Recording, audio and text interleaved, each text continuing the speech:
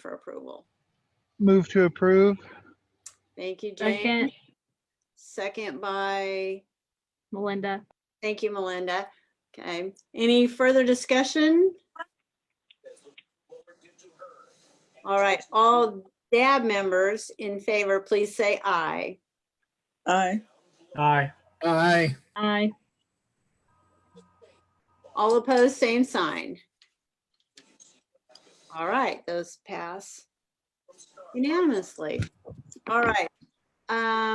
We do have a few visitors, so let's go ahead and do introductions by the DAB members. And if you'll just name and what neighborhood you represent. So Anna, would you like to call the roll, please? Yes, of course. Let's go ahead and start with Bill Longnecker.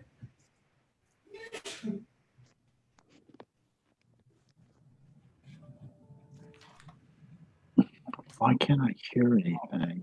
Yep, we can hear you. We can hear you, Bill. You can't hear us. Yeah, must not. Yeah, Let's go ahead and go over to William Washburn. Hi, I'm Bill Washburn. I'm with Sherwood Glen. Greg Wadgen.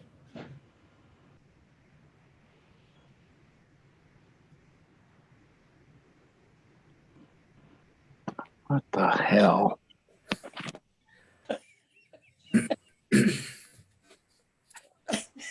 Greg, are you on the call? I know I see him on here. He might not be able to hear us either.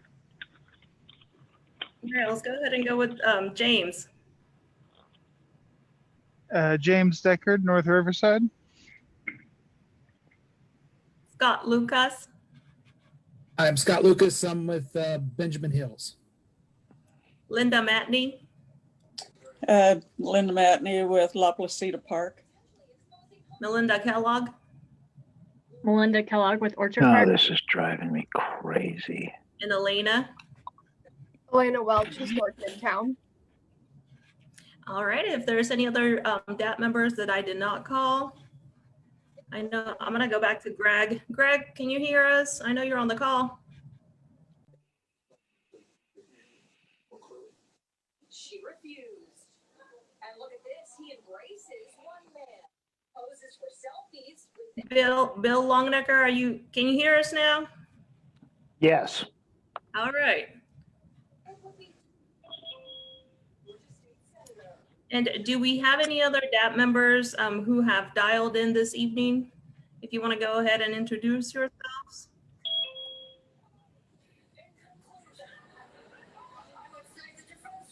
All right, Vice Mayor Claycomb, it looks like those are the introductions from our DAP members this evening. Thank you so much. All right, looks like the fire department's here. So you'd like to give us an update? Thank you, council member. First off, I'd like to wish everybody a Merry Christmas, Happy New Year. I'm coming to you from Station 7, which is at 2346 North Coolidge. For those real familiar with the area, 21st and Amidon, we're tucked in right behind the Dillons.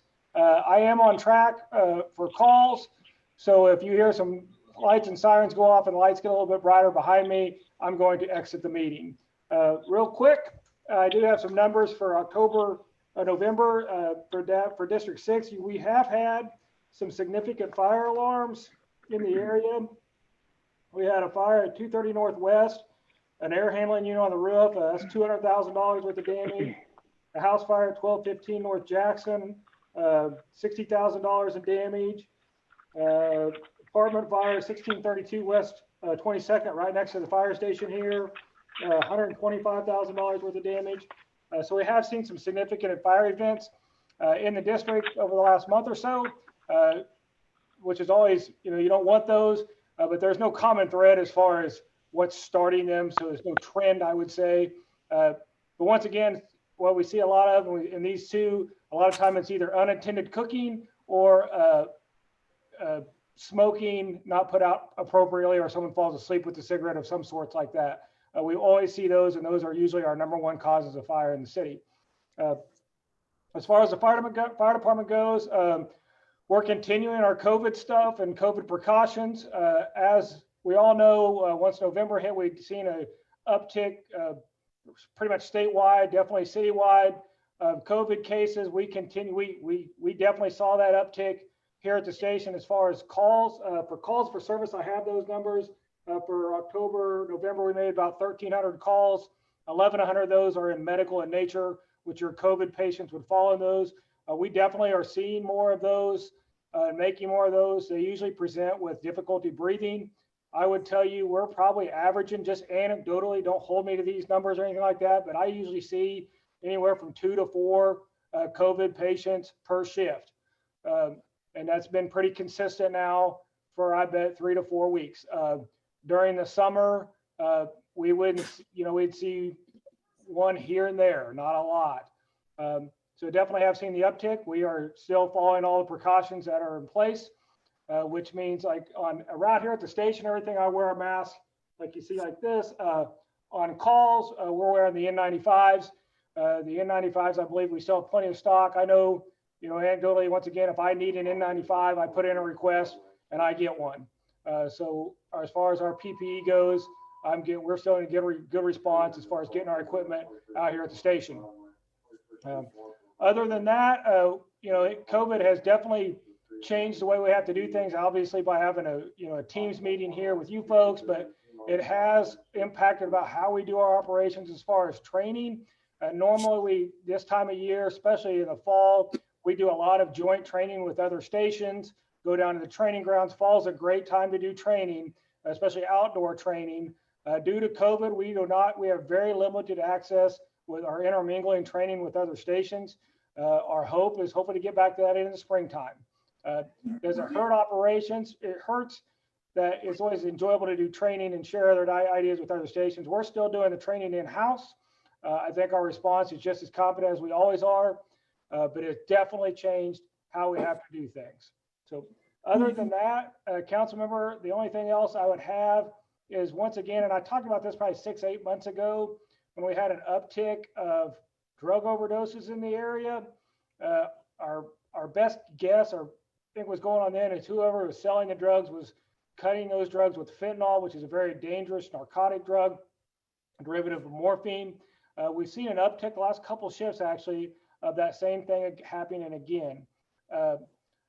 So once, and I know this sounds somewhat counterproductive, but if you have friends, someone that does these types of drugs or buying them off the street, if they are buying them from somebody, tell them not to do. It's a bad idea all around anyway, but right now they got a bad batch of drugs going around again, most likely, and we need to make sure those folks get the word out that those are bad drugs to get bought.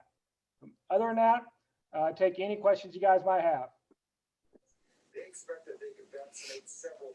Any questions? This is for really for anyone. Pecking order for potential vaccine is our first responders near the top of that list. Well, I know what you know is if you follow the news. I have not seen anything department issued. So I don't know the procedures for how we're going to get or when we're going to get vaccinated. Obviously, if first responders are at the top of that list, I would assume fall in that. I'm making COVID patients in their home. So I guess that would be considered a first response. All I know is what you see in the news, which is, nursing homes and their staff and first responders, and the numbers that we've seen, statewide, up to, I think, 75,000 doses here in mid-December. So as far as department, I don't know any procedures right now or policy of how we're going to get that out. Scott, if you really want to know, I can, get your name and number and pass it up the chain of my command, and they might know more than me. I know just maybe a little bit, I don't know more, but on the call with Governor Kelly last week, she talked just about what the captain's saying, healthcare workers, first responders, essential workers, and then people over the age of 65 with medical risks, and then people under the age of 65 with medical risks, and then the healthy population under 65. So I don't think they know just yet exactly what that means in terms of rolling it out. But I do believe that our first responders are right there at the top of the list. I think part of it will be now figuring out, okay, so we get, a few thousand doses. Who now gets those few thousand? And the next week we get a few thousand, and the next week, it's not like we're going to get, all, vaccinations for all of our first responders and healthcare workers, next week. They'll come in batches. So that's. I would offer, with COVID, we did start a program last week where we can do city employee testing, which is really good for us, really handy. Because before that, if we had symptoms or wanted to get tested, we kind of were in the general population. And just, if you talk to anybody, trying to find a timely test sometimes can be pretty challenging. We've got a contract, the city's got a contract with WSU now. So if we got symptoms, we got a phone number to contact in-house here, a supervisor to contact. We'll get testing set up. I believe it's in the old Sally Port. I call down at City Hall, and you get 24-hour results. So that took the struggle of trying to get a timely test, or even, some folks were booked out for several days. So we've got capabilities now to test city employees, and not just the fire department, but I believe all city employees. So that's a good improvement for us. It is a good improvement, and it's a saliva test. I don't know if you've had one of those. Those are a lot easier, I think, than the nasal swabs. Yeah. So. All right. Anything else for fire? We do have a comment on Facebook from one of our live viewers, and it says, there was a fire on McComas in Westford last week. Great job on putting that out. What was the cross street, Anna? That is McComas and Westport, and this happened last week. Yep, that was my station. We put that out. Tell him thanks, and thanks for their support. George Clooney is a big fan of the Flowbee, and now good luck I finding. think that's somebody's background. Okay. All right. Any other questions for fire? That hooks up to a vacuum. All right. Well, thank you for being with us. We appreciate it. Making a All right. Looks like we've got Officer Widener and Officer Nate. So Officer Widener, would you like to start? Well, I've had it for. Hello again, Officer Casey Widener. Let's see, I was looking at some of the numbers today.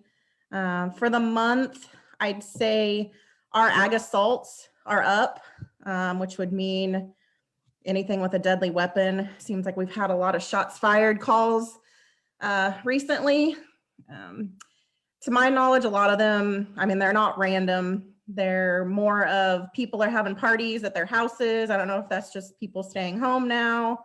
So people are getting intoxicated at home and getting into fights, and then shots are being fired. So we're seeing kind of more of that type of thing. There are still some gang drive-bys and stuff going on amongst that stuff.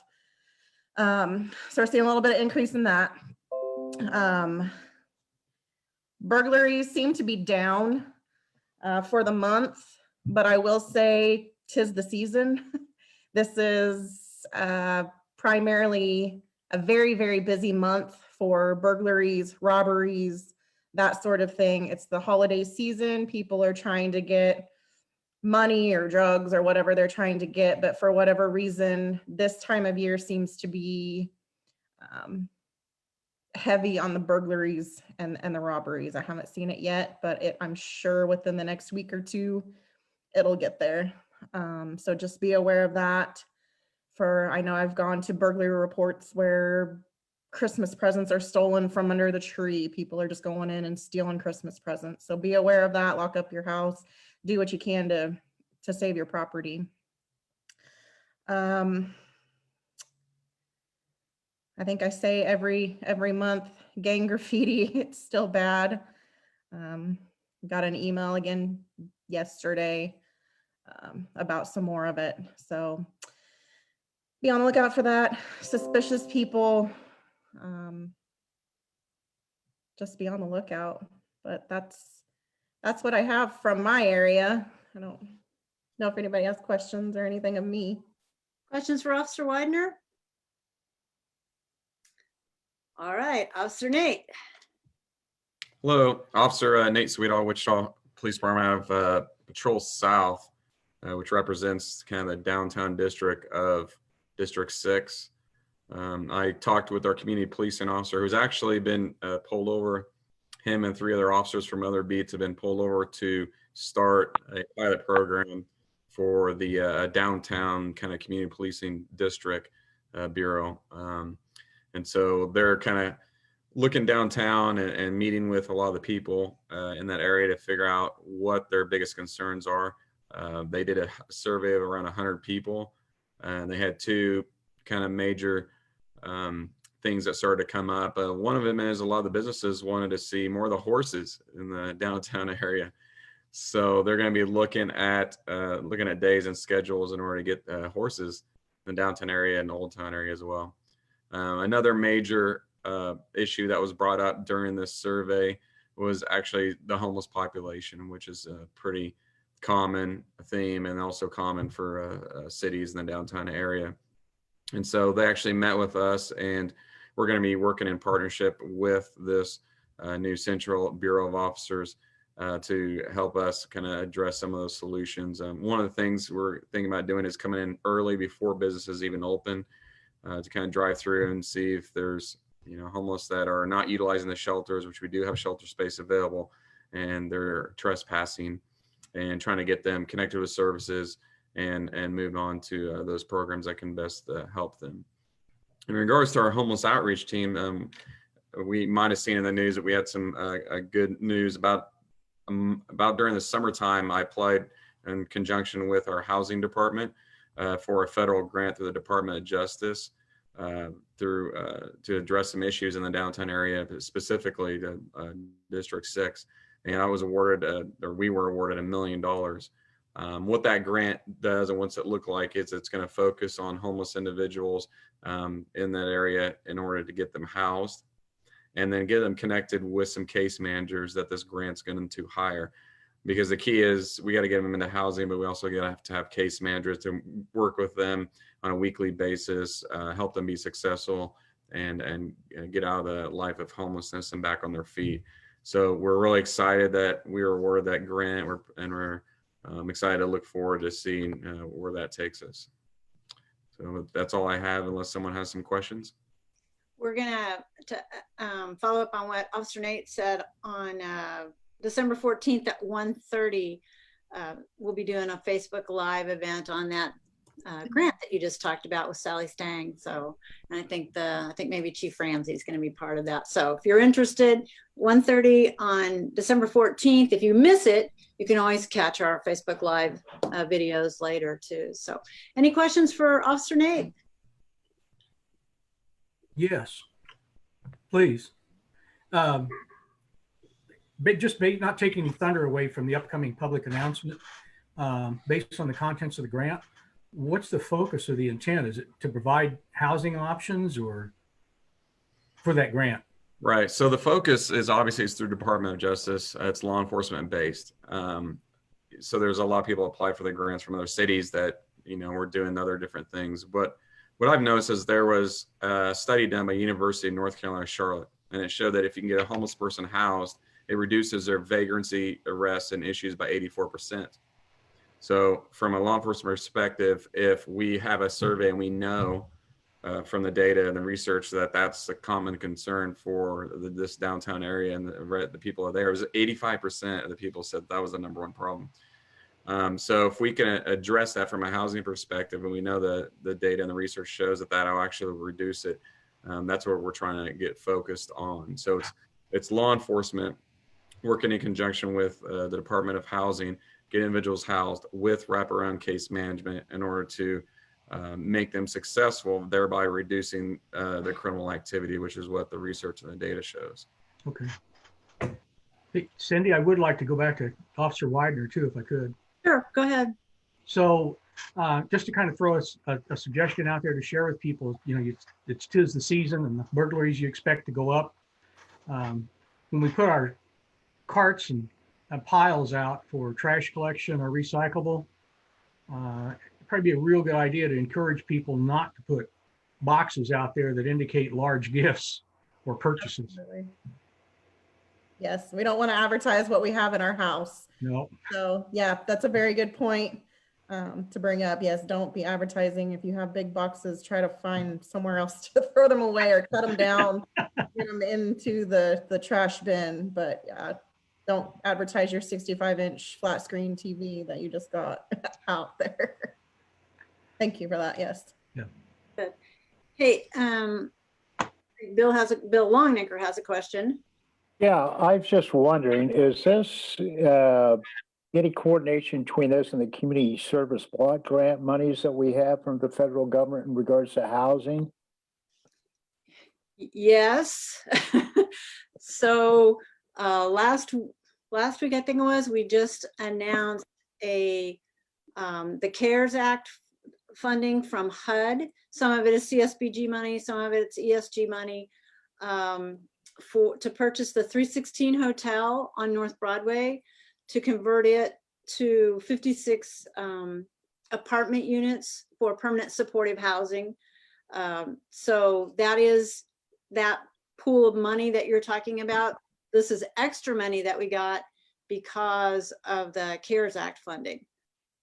So it's a pretty exciting project. It fits right into what Officer Nate was talking about getting people housed. And so 56 people off the streets, off of North Broadway, I think can make a big difference. So does that answer your question, Bill? Well, would we see this reflected in our community service block grant monies, this coordination of monies? Yes, but I don't think you'll see it come through your committee. Does that make sense? I think the CARES Act money is not coming through your committee, I don't believe. Are we aware of it? That I don't know. It would be good information to share with that committee. Okay, and I'll let Sally know that.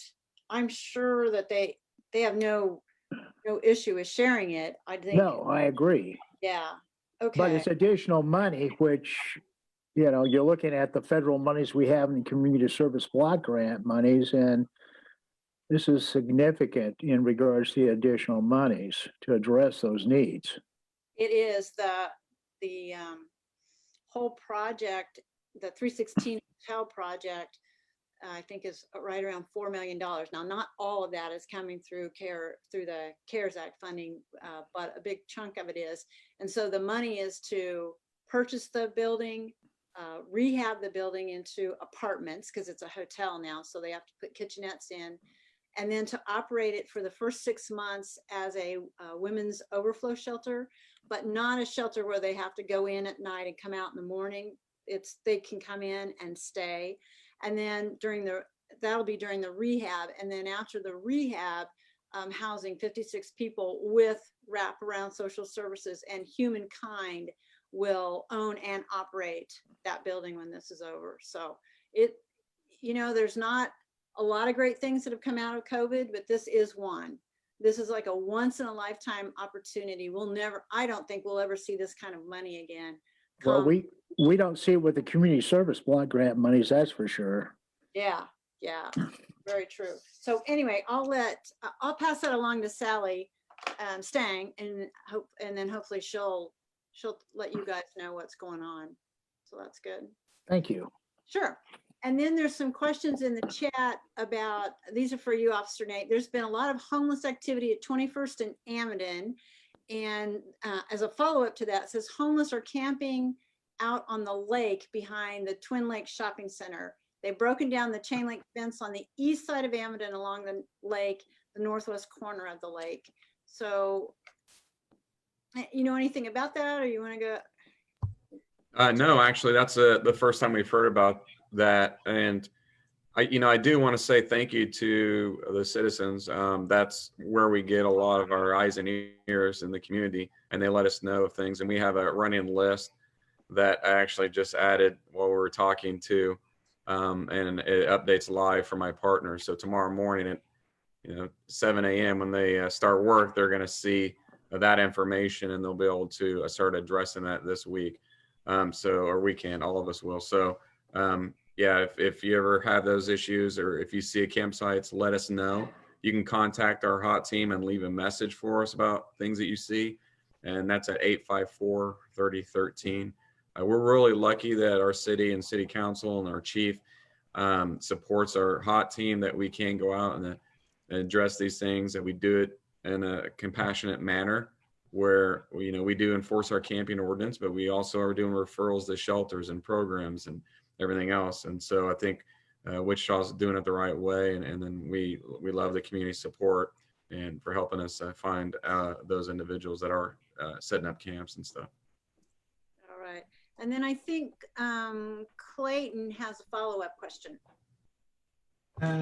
Yes, Nate, in relation to your grant that you're speaking of, understand the housing is the major emphasis, but is there also a transportation element in that?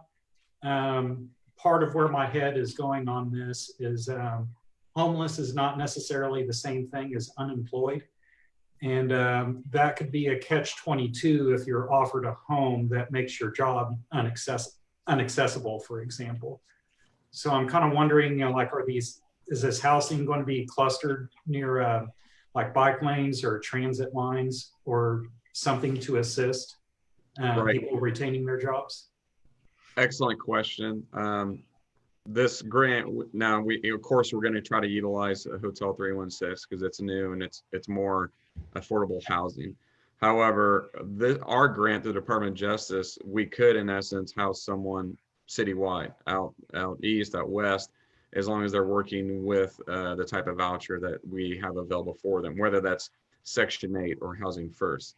Having said that, oftentimes it's the homeless that they get to choose whether, if they got a job that's out west, then we'll try to look for an affordable housing location for them, out there.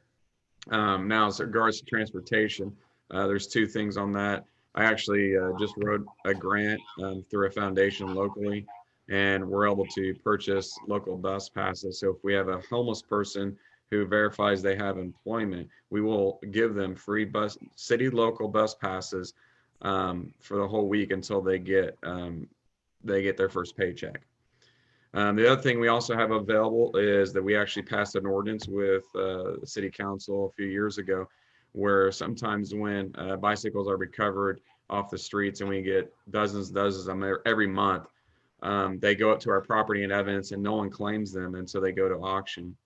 There's actually an ordinance on file that our homeless outreach team can go and take some of those before they go to auction, and we give them to a local charity here called Bike Walk Wichita that reconditions them and makes them ready to be able to ride. And we verify a homeless person has a job, they get one of those bikes for free through Bike Walk Wichita. So we have two ways to kind of address our transportation issues. It's not ideal, I get it, but we do try to stay on top of those gaps. So great question. All right, any more questions for Officer Nate, Officer Widener? Can I just add one more thing I forgot to add? Yeah, sure. Also, with it getting cold outside, I forgot to mention about warming your cars up in your driveway unlocked. Auto thefts are going to start going up with that as well. I know my team is going to probably sometime next week be up really early. We're going to start our day early morning, drive around looking for vehicles running in their driveways, warming up that are unlocked, leave a flyer on their windshield. So just another thing to throw out there, be aware of warming your vehicles up unlocked. They will be taken. Bill Longnecker. Oh, you're still muted. Okay, going back to community service block grant monies, there is monies for transportation in regards to going to and from work. It would be nice to know about this with this committee to see if there could be any kind of coordination. Or am I overstating, being overly ambitious in regards to trying to tie these two programs together? So I think that will be looked at because, like Officer Nate said, this is a joint grant between the Housing and Community Services and the Police Department. So housing will be, and community services will be part of this grant, and so they'll make sure those things are brought together. That was part of the innovative approach to this grant, like Officer Nate said, a lot of times they're just law enforcement focused. Yeah, and I'd actually take it a step further. It was actually part of the grant process. We had to show what community provider that we were partnering with in this. It wasn't just the police department. Yes, it's a Department of Justice grant based upon crime in a specific area, but we had to partner with someone, and we chose the housing department because it, obviously met the elements that we were trying to address. Good, thank you. Anything else? I'm dropping a note for Nate, but I'm good. All right. Well, thank you for joining us. We appreciate it. All right. I think Park and Rec Gentry couldn't join us tonight, but I think she sent a report to Anna, right? That is correct. So I do have a few highlights that Park and Rec sent us. One of them is that the Junior Basketball League for boys and girls, grade kindergarten to 6th grade, the registration is open as of today. The league actually start January 25th. So if anybody wants more information as to when to enroll their children, they can call the Evergreen Rec Center office for more details. The Park and Rec department is thrilled to announce Wichita Park and Recreation's very own Amazon Alexa skill, Wichita Parks.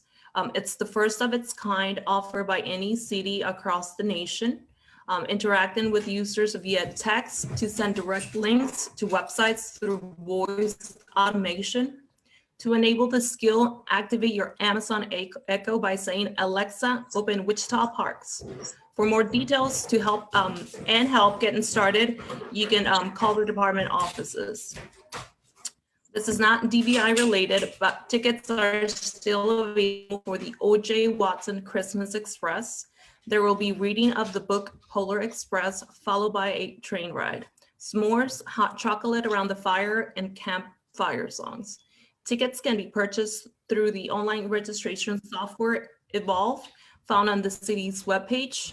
Mask, social distancing, and other precautions are implemented. And lastly, Illuminations by Botanica is still happening this year, both a walkthrough and drive-through option. The walkthrough will be available through January 9th, and the drive-through will be available until January 30th. All tickets can be purchased online and in advance. And that is all that we have from Park and Rec. Thank you, Anna. And I don't think we can take questions because Gentry's not here, but I saw Sean. There's Sean. Okay, library update. Yeah, I just have a few things for the library. So right now, our Evergreen branch location is temporarily closed to begin renovations for the community center project. And we are in the process of moving our branch over to a temporary location at the Evergreen Rec Center. So we plan to open that location on Monday, December 21st. We already have the book drop installed, so customers can go over there and drop off their materials. We'll also be able to have customers pick up holds at the temporary location when that opens. And then we're also going to have a really small collection for customers to view at that location as well. When we open, we'll have limited services. The hours are based on when additional staff at the rec center is available, because we don't want, we try to have multiple staff members at all of our locations at a time. And since our Evergreen staff is dispatched to other locations at this time, our hours are kind of coincided with the rec center's operations. So we'll be open Monday through Wednesday, 9 a.m. to noon, Thursday 2 to 5:30, and Friday 2 to 5 p.m. Right now, we decided to go back to curbside and drive-up window services only due to the increase of cases of COVID-19 in the community. This was a decision made by the staff. So customers are able to still borrow materials from the library using the online catalog. You can place holds, you can transfer materials from one location to another, and we're waiving those fees at this time, since this is our only option for customers to borrow materials. When your materials are ready for pickup, you'll get a call, text, email, or some customers still like to receive a letter in the mail. And you just go to your branch to pick those up and be on your way.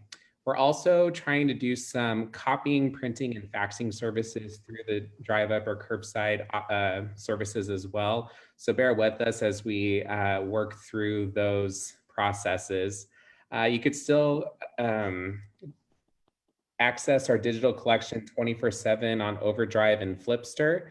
And more information about all of our operations right now is available at wichitalibrary.org. And finally, the last thing, we are gearing up for the NEA Big Read Wichita from January 9th through February 21st. This is one of our most favorite annual programs that we have. We partner with dozens of community partners to bring this big community book club to Wichita. This year, we're reading Circe by Madeline Miller. If you haven't read it yet, I highly recommend it. It's such a great book. We're doing a virtual kickoff on KPTS Channel 8 on Saturday, January 9th at 2:30. And you can also stream it online at kpts.org. And more information can be found at bigreadwichita.org. And that is my report for this month.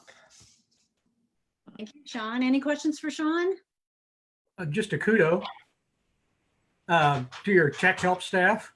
I'm really not tech illiterate, but I made the switch from my Kindle to an iPad, and I was having a devil of a time getting ebooks to work, and they walked me through Libby. Appreciate it. They did a good job.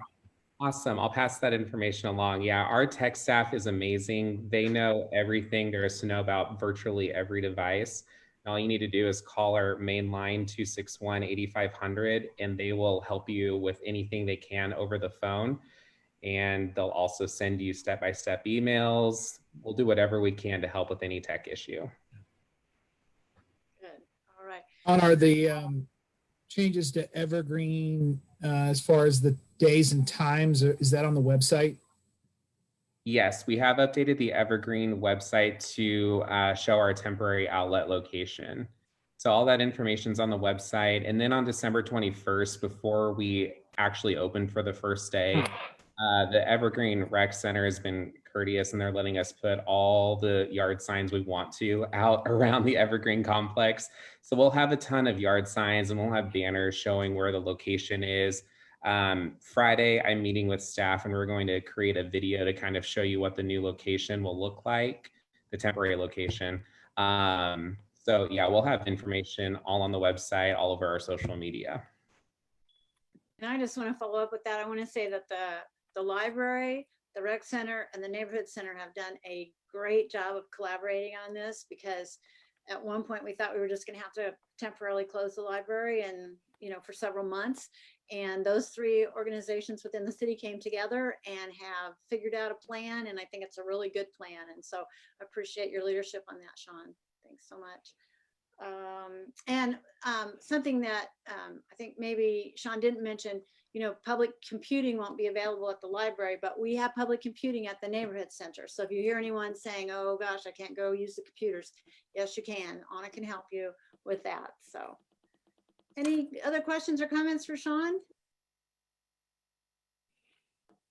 All right. Thank you, Sean, for joining us. Really appreciate it. All right, we're going to move on to public agenda. We have no scheduled public agenda items, but is there anyone here who would like to speak off agenda? Nope, doesn't look like it. Are you waving at me, Clayton? No. All right.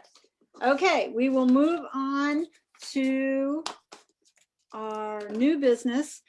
And I think Public Works has joined us. I saw Mike Armour and Gary Jansen, maybe some others, but they're going to talk about 3rd Street traffic signal removal. So I'll turn it over to Mike, I think. Yep. Thanks, Cindy. And Anna, are you able to let me share my screen?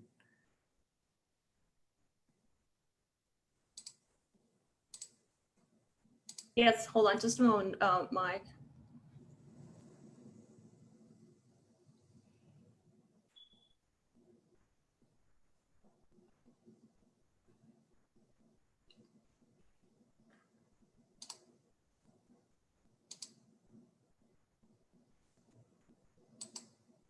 All right, you can go ahead and take over.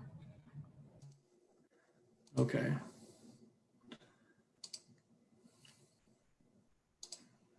Let me know when this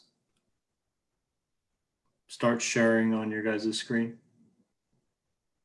We can see it. Okay. So we had 3rd Street signal removals on Topeka and Emporia. And I might actually scroll down here first for the location, then I'll go back to the traffic counts. This is just an overview of the downtown area. Emporia, one-way northbound, Topeka, adjacent block to the west, one-way southbound. And we have 2 traffic signals here on 3rd Street. I don't know how many people travel through. They're not real high volume roads, relatively speaking, in the downtown area. And so they've actually been on engineering's radar here for a little while, kind of scratching our heads. So I wonder why those signals are there. And is that maybe an opportunity for removing some signals that really aren't needed for mobility or for safety? So some traffic volumes here, Topeka, both of them just near around 2,000 vehicles a day. 3rd Street, a little over 1,000 or a little over 1,200.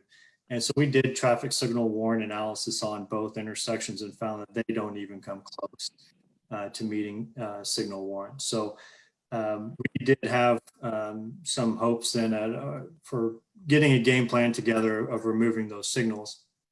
Well, there came about the project for converting Emporia to 2-way, and we kind of saw that as an opportunity for maybe doing both at the same time, or at least this ahead of that project, so we could use the signal equipment from these unnecessary signals, intersection locations, for the warranted signal locations that are along Emporia.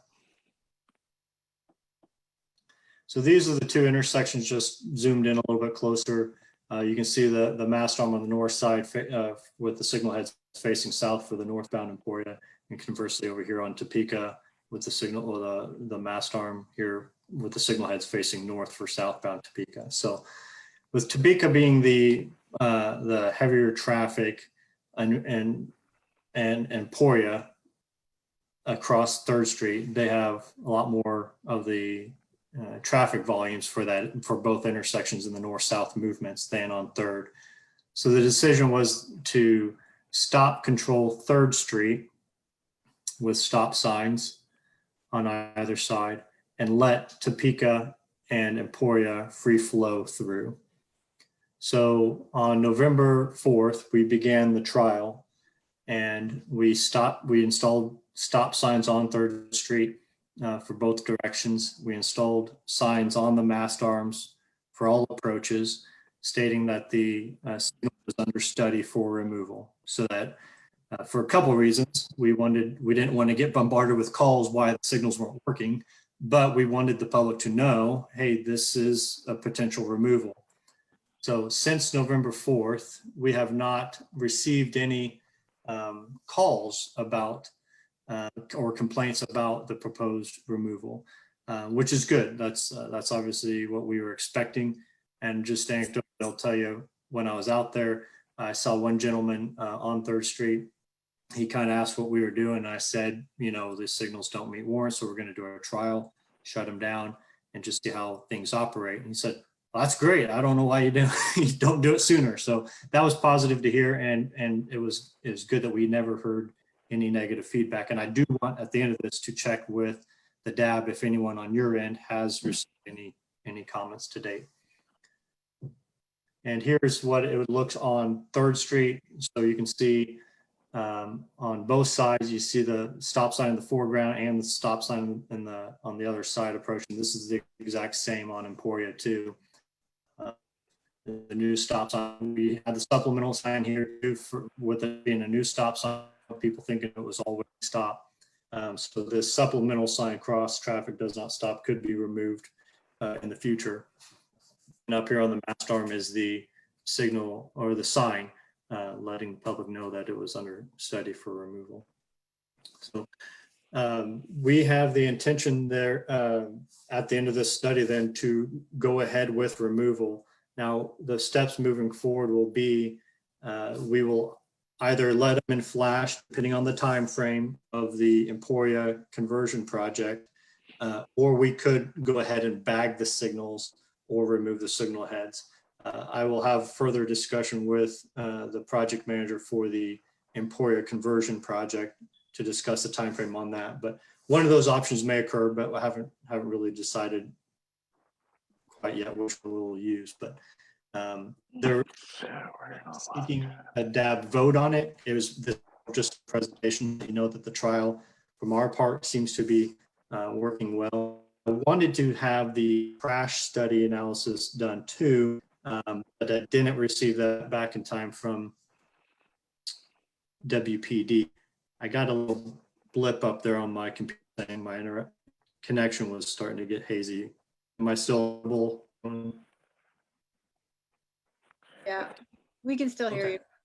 Okay, so our plans are to move forward with removal of the signals, with seeing the good trial that we've had to date, and so that will occur pending the final data that we get from WPD, barring any kind of crazy numbers or that we might get from them.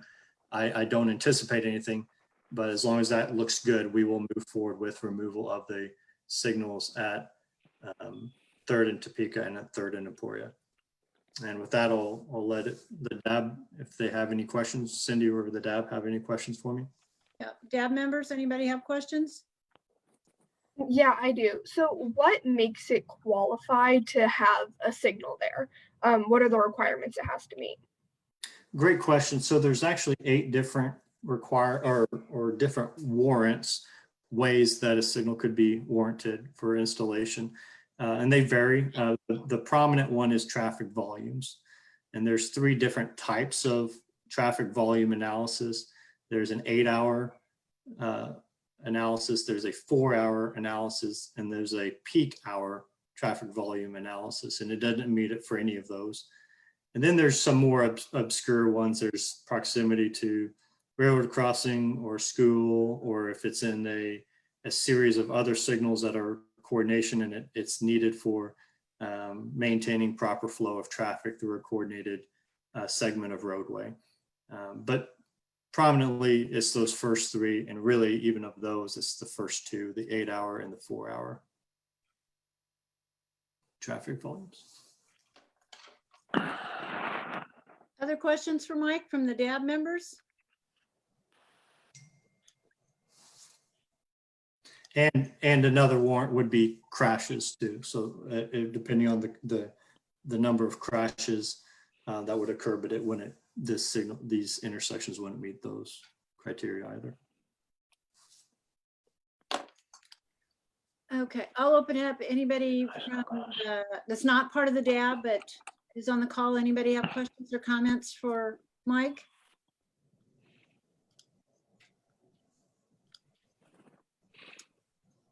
Okay, well, Mike, thank you for coming and giving us an update on that. I drive through those 2 intersections every day, so. Well, look, we're looking forward to getting rid of them, and I'm sure you're anxious for them to go too. So yeah, it'll be fine. All right. Okay. Thanks so much. Thank you.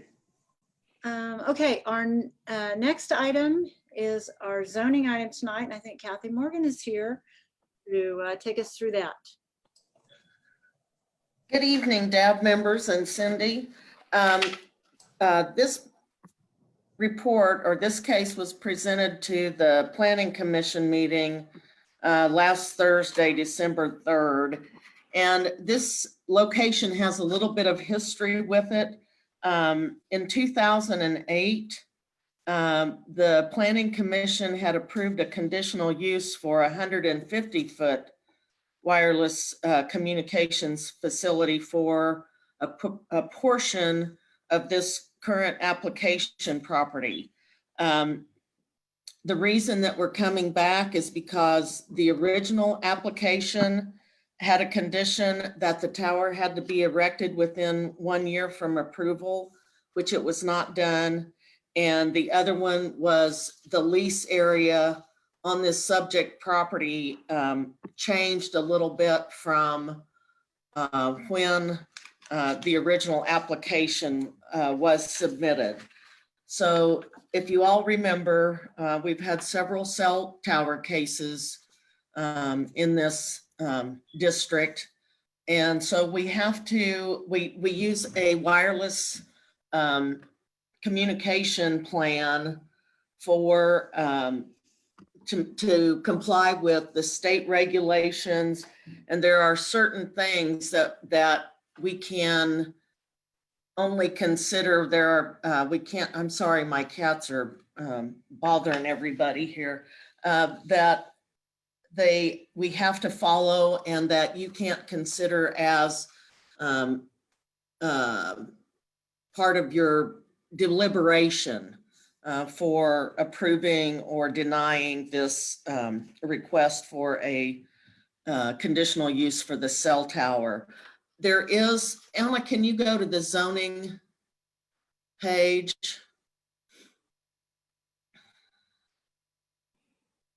There you go. As you can see, this property is adjacent to the elevated railroad.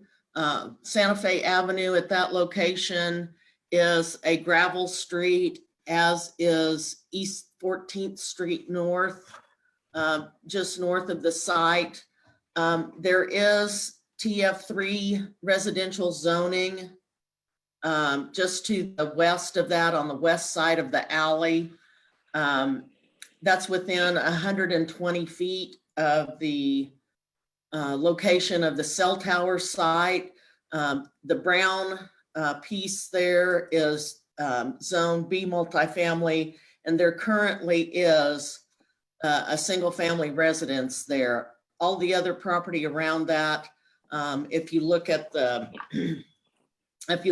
aerial, is vacant south of the location. There are houses, as I said, that back up to the alley on the west side.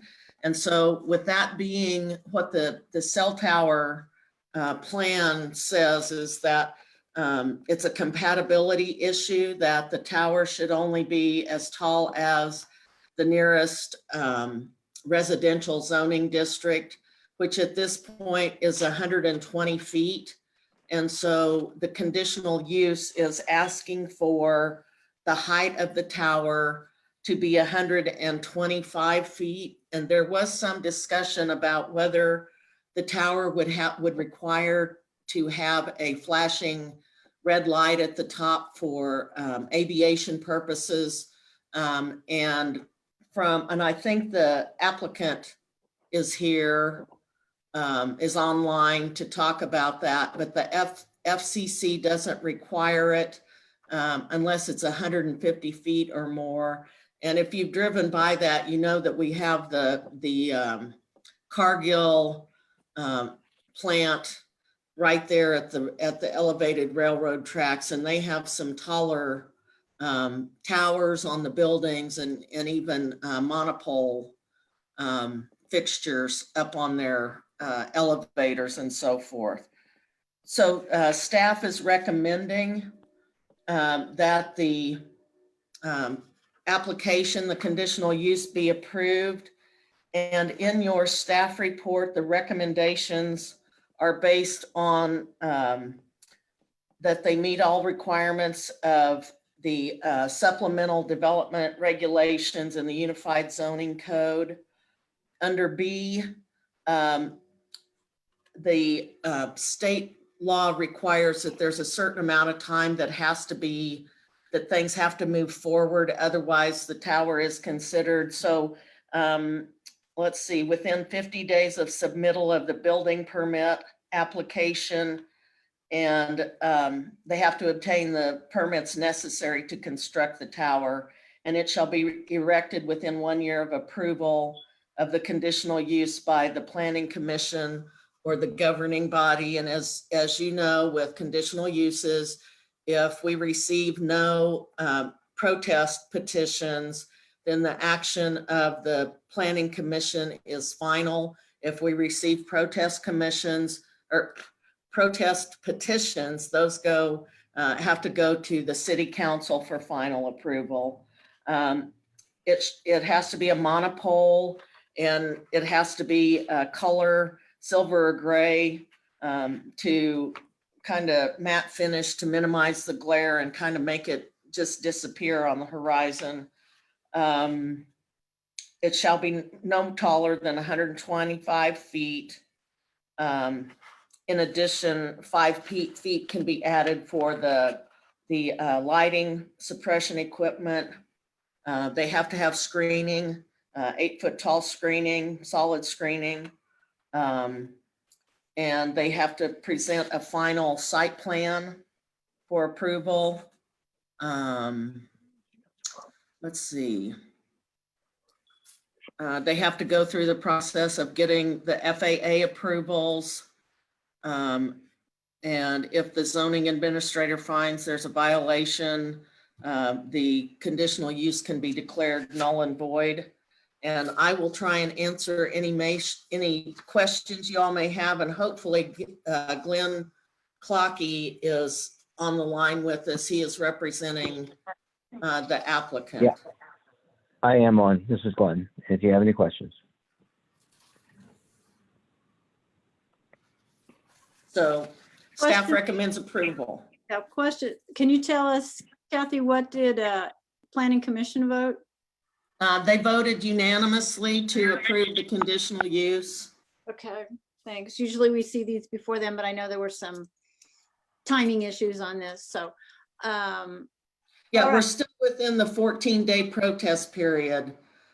So that shouldn't impede any transfer of information or whatever. So I think we're good. But yes, we did hear this before the DAB got to hear it.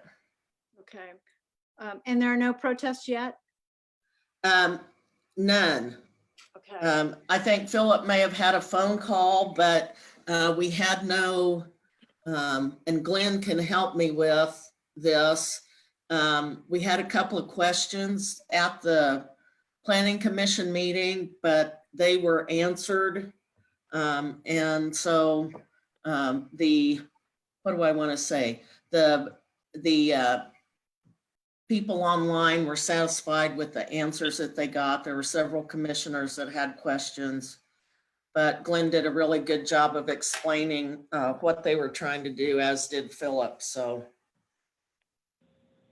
Questions or comments for Kathy or Glenn from the DAB? Bill Longnecker.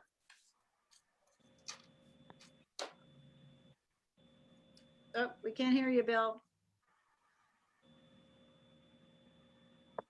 There you Okay, go. we've got two gravel and sand roads here, 14th Street and Santa Fe.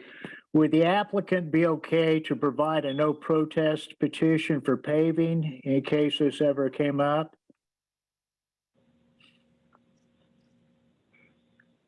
Glenn, I'm do you not want to sure answer? whether. Yeah, can you hear me? Yes. Yes. Yeah, I'm not sure what the question is. Are you talking about paving the road Well, I'm just in front of it? In the future, Glenn? Bill, you muted ahead. yourself again. Dang it. Okay, here. Okay. Can you hear me? Yes. Okay, in case these roads are ever considered to be paved, would the applicant agree to not protest the paving of these roads by providing no protest petition for paving? That doesn't mean you're going to have to pave them. It's just in case they ever do get paved, you would not protest that. Absolutely. Yeah, if there's a form for that, we can fill that out. Yes. Yeah, no problem. Can you hear me still? Yes. Yes. Were there any possibilities for co-location on any tires in the areas, say the one up on 17th and Broadway? There were not. We look at every co-location possibility in our search ring, and there were not any co-location opportunities that would meet the objectives that AT&T were looking to cover in the city of Wichita. We looked at them all. Okay, thank you. Mm-hmm. Kathy, Yes, sir. This is Bill Washburn. Hey, when I drove by the site this afternoon to kind of check it out, I refreshed myself a little on it. I didn't notice any notification postings. Has that period passed? It's because after the planning commission, the signs can be taken down. So they were there, but they were removed because that can be done once the public hearing has been held. Okay, thank you. Hello, Bill? Who's speaking? Bill Longnecker. Bill, I also didn't notice a sign there. However, there is a sign there, but it's laying face down on the ground on the site. Yeah, I think that did happen after a while. So. Yeah, I mean, it's there, but it's laying face down. I do have some pictures when it was standing up. So I don't know when it got knocked down, but the Kathy, there would have been letters that went out to people who live within, or people that own property within 200 feet. That's correct. There would have been notification letters advising the residents within that 200-foot area that there was going to be a public hearing, and they could contact the planner presenting the case, or I think we even have information on how to contact the applicant on there. So they would have been given legal or notice. That's required by the state of Kansas, that notification area. Other questions from the DAB? Not a question, but a comment. I live relatively close to this, like within a couple of blocks. And so, I mean, I live right next to Cargill and now this. So in my mind, it's really just, what's another tower to add to it? I mean, I'm not a fan, but it is what it is, Thanks, Elena. It's good to hear from the people that live right in the neighborhood. So thank you. Other questions or comments from the DAB? Yeah, this is Gregory. Go ahead, Greg. So with respect to Bill's question or comment and suggestion about no protest petition, who picks that up from here? Since this went through MAPC, who's going to, if the applicant's willing to step up to it, who's going to pick that up for the city to make sure that that happens? The planner, I'm making notes as we're speaking. So Philip Zevenbergen would provide the form to the applicant and get that. That has to be, it has to go through Public Works for the no protest, and we kind of ushered that through the process. So Kathy, that should probably be part of the motion if the DAB would like that. Yes. With. Yes. All right. Thank you, Greg. Other questions from the DAB? Are there questions from anybody that's not on the DAB? I'll open it up to that. I have one or two. Yeah, Susie, thanks. Go ahead. Hi. I don't object to this tower location, but I have a question since it was mentioned. When a tower application goes in and it's not completed within a year, is that the tower itself or the towers with antenna? What's considered completed? And the reason I'm asking is because at 400 South Custer, a tower was built several years ago and it doesn't have any fins on it. It's just a big spike in the air. So I just wondered if it was ever going to be utilized or if we're just okaying towers when they're not really needed. Anyway, something to look at, Kathy. I guess I don't know. Yeah, is it considered finished if the tower's built and there's no fins on it? No antenna? I hate to tell you this, but I honestly don't know. I know in this specific instance, there was never a building permit pulled to build the 150-foot tower that was approved at that I see. location in 2008. So that, we could certainly check into that. I honestly don't know the answer to that. I don't know if that it's hurting anything, but it seems like we want to make sure that doesn't happen again. And the other thing is that when Claire Willenberg and I went looking for this tower, when we saw it in the newspaper, and it wasn't this company, it was this tower, but it was the historic contractor that asks for input. You know who I'm talking about? Okay. Before they make an application, they hire a historic preservation kind of company that. Oh, you're talking about a Section 106 review. Yeah, that legal notice address or indication put us about 12th Street, and we were very concerned because there's so many historic houses over there on Emporia. And spent some time trying to figure out where the tower was going to be. And then finally, like a month later, we find out it's not there at all. It's 4 blocks the other way. So I'm just wondering, it just seems like there's been some legal notices that are off quite a bit. Right. And it throws off the public. The one over there at 2050 North Amadon was really supposed to be 2050 West 11th. That's miles apart. I don't know.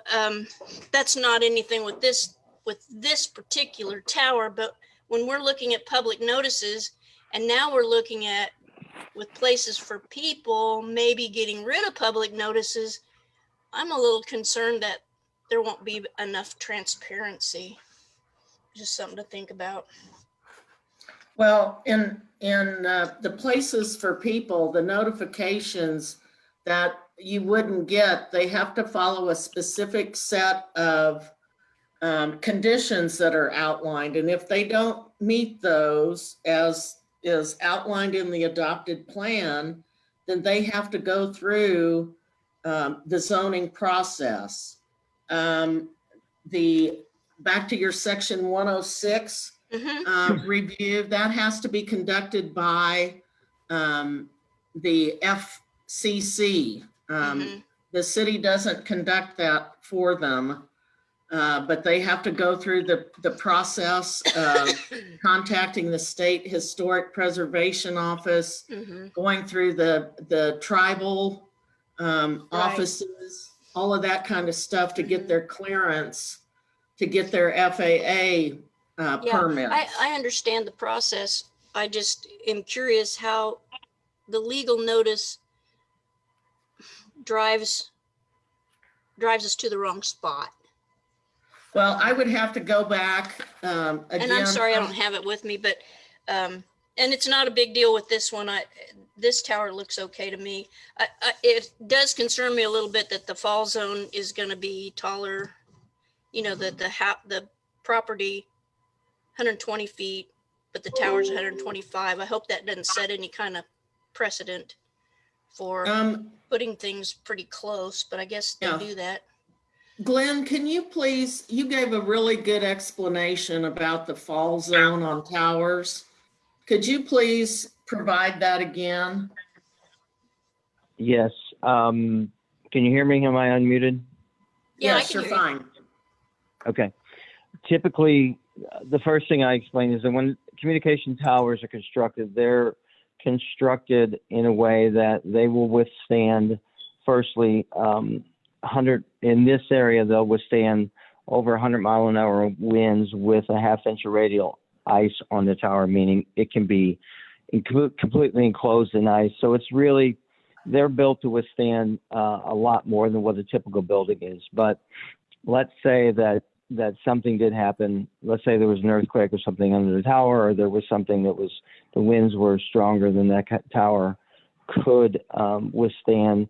The monopole type tower that is being built here are designed to collapse in on, on themselves. They don't fall over like a tree.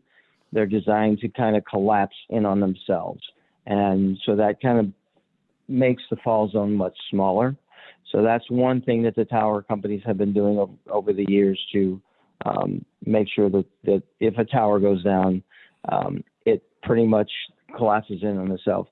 And, you know, and I've been doing this for 20-something years, and not to say that it hasn't happened, but a tower going down, I've never seen it, and I'm sure it has happened somewhere in the United States, but I've seen towers go through hurricanes and things like that. And, you know, when a real bad hurricane goes through, usually the wireless networks are the only ones that are working, because they will withstand some horrendous winds. So that's the explanation, they are designed to collapse in on themselves. That's good to know. Thank you. Mm-hmm. Thank you. Any other questions from the community? All right, I'll bring it back to the DAB for questions or a motion.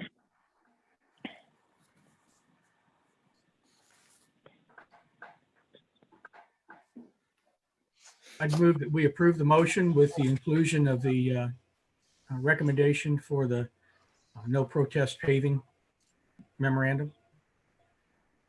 Seconded. Thank you.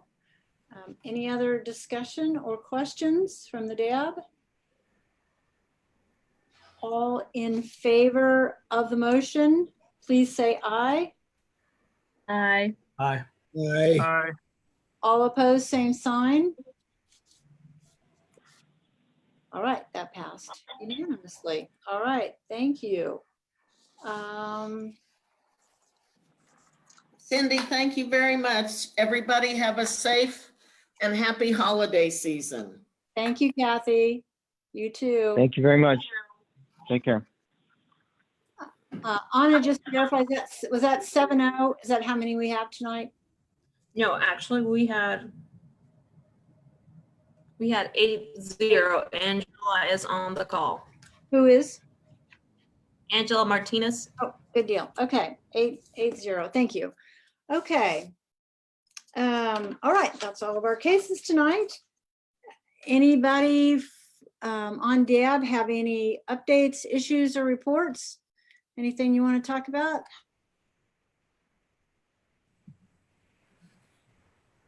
Just go ahead. Quick update from Benjamin Hills, Pleasant Valley, having a holiday light display contest. So if you have any friends in the neighborhood that have some lights up, you can win some cool prizes. So our newsletter came out last week, highlighting that a little bit. Normally we do a fundraiser for Operation Holiday. Obviously with COVID and no turkey bingo, that didn't really take place.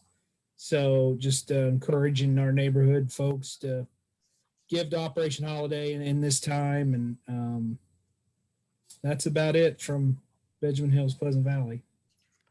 Thank you, Scott. Bill Washburn, did you have something? Yeah, just a kind of a minor neighborhood celebration. The new Sherwood Glen Park finally started taking shape this last week. The sports court got formed up. They finished pouring the concrete today and scored it all. And the basketball goal post is in, so things are moving. Yay. Yeah. Hey. All right. Thanks for all your help with that, Cindy.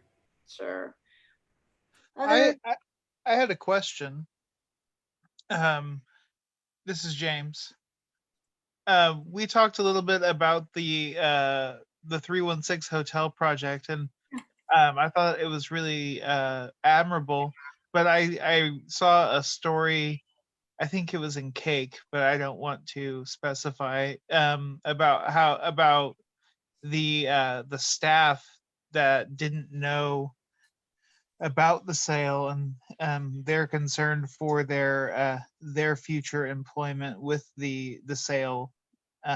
Is there any plans to keep the staff, or what happens with their jobs? So that's real. So that hotel was for sale. It's been for sale for quite a few months. So those employees would have known that, I think, because it was public knowledge. As far as the city or Humankind taking care of those employees, I don't see that happening, because the people that Humankind will hire are social workers and social service providers. So I don't think those people have those skills. And as I said, the city, we are just helping with the CARES funding to make sure that that takes place, but then it will be owned and managed by Humankind. So yeah, so I don't, it's not going to be a hotel. And I don't think, even if even if Humankind didn't purchase it, the likelihood, my understanding, the likelihood of it being purchased as a hotel wasn't very good, because their business model was not doing well at all, which is why it was up for sale. Oh, understandable. I was just curious. Yeah. Yeah. Thanks, James.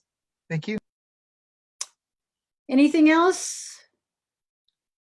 I don't think I have much. I was going to talk about the 316 project. We already talked about that. I do want to say the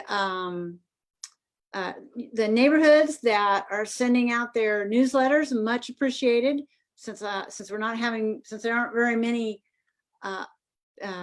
neighborhoods meeting in person. Those newsletters are very helpful. So really appreciate those. And we don't have a mid-month meeting, correct, Anna? That is correct, Vice Mayor Claycomb. All right, so our next meeting is after the new year, January 4th, Monday, January 4th. So I hope that you all have a wonderful holiday, however you celebrate that. And everybody, please stay safe. COVID is not anything to mess around with. I will tell you that. So wear your mask, wash your hands, and social distance. And like I said, everybody stay safe, and we'll see you after the new year. Thank you. Good night. Thanks.